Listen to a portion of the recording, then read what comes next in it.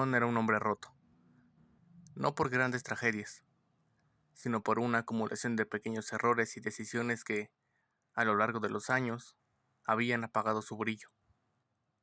Sus días eran un eco monótono. Ni siquiera recordaba la última vez que sintió verdadera alegría. Un día, mientras caminaba por una calle que parecía tan olvidada como él, encontró una puerta. Era vieja, de madera oscura, con una placa que decía Biblioteca de los Destinos. Al cruzar el umbral, se encontró en un lugar mágico. Estanterías interminables llenas de libros que parecían sostener el cielo mismo. En el centro de la sala, un anciano de mirada profunda y sonrisa enigmática lo observaba. Bienvenido, John. Aquí encontrarás las respuestas que buscas. John no entendía cómo ese hombre sabía su nombre, pero no pudo evitarse sentirse atraído. ¿Qué es este lugar?, preguntó con voz quebrada. Una biblioteca donde las historias no solo se leen, se viven. Cada libro contiene un fragmento de lo que podría ser, de lo que otros enfrentaron, de lo que tú podrías aprender. El anciano le ofreció 4 libros. Cada uno tenía grabado en letras doradas: Emilia y el recuerdo perdido, Arturo y el dilema del sacrificio, Fernanda y la aceptación de lo inevitable, y el cuarto, sin título alguno, con la cubierta en blanco. Primero, lee estos 3. Ellos te mostrarán algo importante. El cuarto, bueno, ese dependerá de ti. Cada libro que John abrió lo llevó a mundos y emociones que lo golpearon con fuerza. Empezó con el de Emilia. Cuando John abrió el libro, no era solo tinta sobre papel. Fue como si lo arrastraran a otro mundo. John se convirtió en un testigo silencioso de la vida de Emilia, quien había perdido algo esencial: su verdadero yo. La historia de Emilia y el recuerdo perdido. Emilia era una joven cuya vida parecía un lienzo a medio pintar, lleno de colores, pero con espacios vacíos. Desde pequeña había sentido un vacío en su memoria, un espacio donde debía evitar algo importante, pero al que nunca pudo acceder. Sus padres evitaban preguntas sobre su infancia, y su abuela, la única que parecía saber algo, se limitaba a decir: algunas cosas es mejor no recordarlas, pequeña. Sin embargo, Emilia no podía aceptar ese consejo. Las noches se llenaban de sueños fragmentados, un aroma a jazmín, una risa infantil que parecía ser la suya, y una sensación de pérdida que no lograba comprender. Un día, mientras revisaba un viejo baúl en el ático, un libro encuadernado en cuero desgastado. En la portada no había título, pero al abrirlo, las páginas estaban llenas de recuerdos escritos con una letra que reconoció como la suya. Cada página describió un momento de su niñez: tardes en un jardín lleno de flores, conversaciones con alguien a quien llamaba papá, aunque esa figura no coincidía con el hombre que había llamado así toda su vida. Con cada línea, los recuerdos empezaron a regresar, pero también el dolor. Una página al final del libro estaba marcada con una hoja seca, y al leerla, la verdad se reveló. Su verdadero padre había fallecido en un accidente cuando ella tenía 5 años. La familia había ocultado este pasado para protegerla del trauma, pero en el proceso le habían arrebatado una parte esencial de su identidad. El libro se convirtió en una herramienta para redescubrir quién era. Emilia pasó semanas recorriendo lugares que aparecían en los textos, encontrándose con personas que recordaban a su padre y reviviendo memorias que pensó que había perdido para siempre. Al final, no solo recuperó los recuerdos, sino que también encontró la fortaleza para enfrentar su presente, con una claridad que nunca había sentido. Al cerrar el libro, John sintió un peso diferente. No solo había aprendido algo de Emilia, había sentido su dolor, su lucha, y algo en su interior parecía resonar con esa búsqueda. El siguiente libro los llevó al viaje de Arturo, un joven enfrentado a decisiones imposibles, donde cada elección cargaba con consecuencias dolorosas. Arturo y la obsesión por cambiar el pasado. Arturo era un hombre atrapado entre el peso de sus errores y una obsesión que lo consumía por completo. La idea de que de alguna manera podría cambiar el pasado. Su obsesión nació una noche lluviosa, cuando su hermana menor, Camila, murió en un accidente automovilístico que él nunca dejó de reprocharse. Él era el conductor aquella noche, y aunque la policía lo exoneró de toda culpa, Arturo no podía perdonarse. Años después, mientras deambulaba por una librería antigua en busca de un refugio contra la lluvia, Arturo encontró un libro que lo llamó de inmediato. Su portada mostraba un reloj de arena, rodeado de raíces, y el título decía: El camino de las segundas oportunidades. Intrigado, compró el libro, y comenzó a leerlo esa misma noche. El texto no era un manual, ni una novela, era una especie de juego mental. Le pedía que recordara cada detalle del momento que deseaba cambiar, y lo escribiera con precisión en sus páginas. Arturo, escéptico al principio, empezó a seguir las instrucciones, describiendo la última conversación que tuvo con Camila antes del accidente.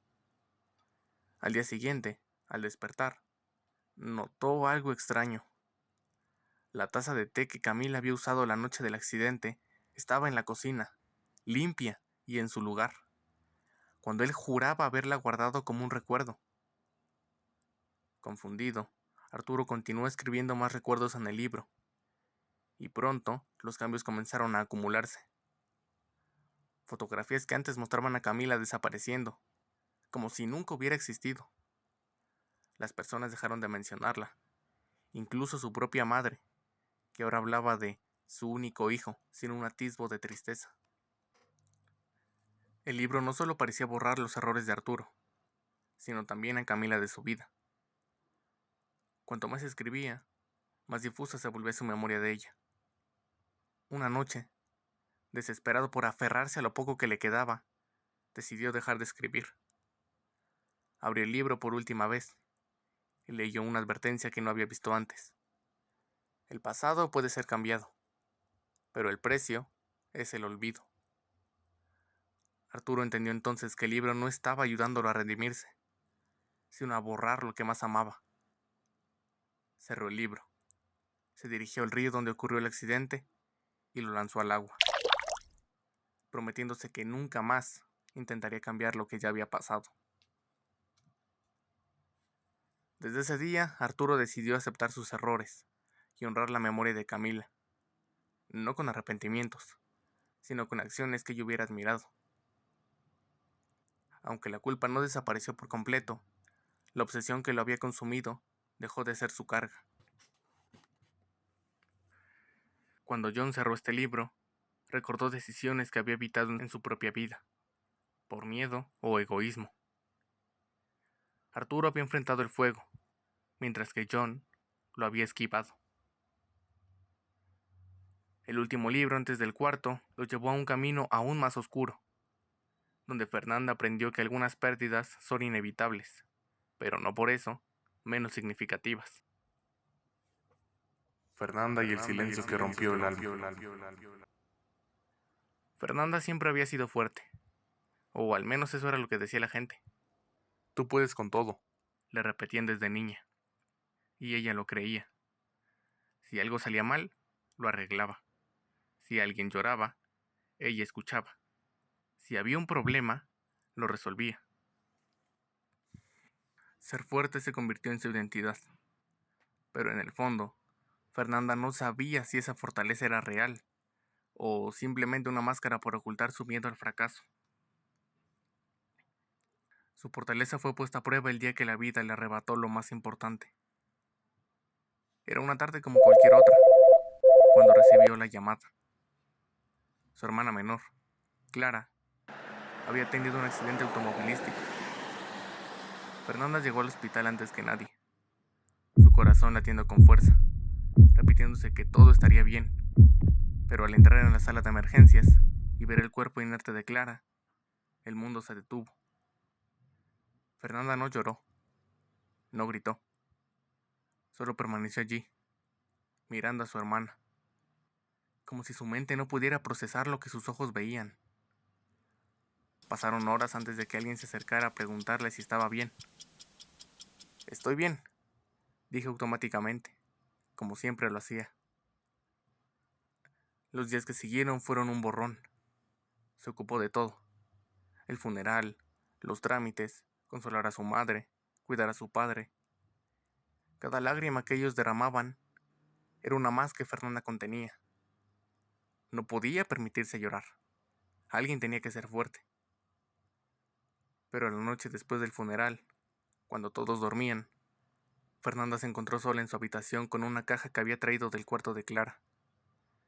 Dentro estaban sus diarios, fotos, pequeños recuerdos, y entre ellos, una carta que nunca había visto antes. Era para Fernanda. «Querida hermana, siempre he querido ser como tú. Eres fuerte, valiente, y siempre sabes qué hacer. Pero a veces me pregunto si realmente eres feliz. Te veo cargar con el peso de todos, como si fuera tu responsabilidad, pero nunca hablas de lo que te duele. Solo quiero que sepas que no tienes que ser fuerte todo el tiempo. Está bien caer, está bien llorar. Si alguna vez necesitas hablar, yo estaré aquí para escucharte. Te amo con todo mi corazón». Las palabras rompieron algo dentro de Fernanda. Apretó la carta contra su pecho y por primera vez, desde el accidente, lloró. No lágrimas silenciosas, sino un llanto desgarrador que parecía salir desde lo más profundo de su ser. Gritó al vacío, pidió perdón, maldijo al destino por arrebatarle a Clara antes de poder responder a esa carta. Su fortaleza que tanto había cultivado se desmoronó esa noche, y en su lugar quedó una mujer rota, pero real. Con el tiempo, Fernanda entendió que Clara tenía razón. Ser fuerte no significaba cargar todo sola.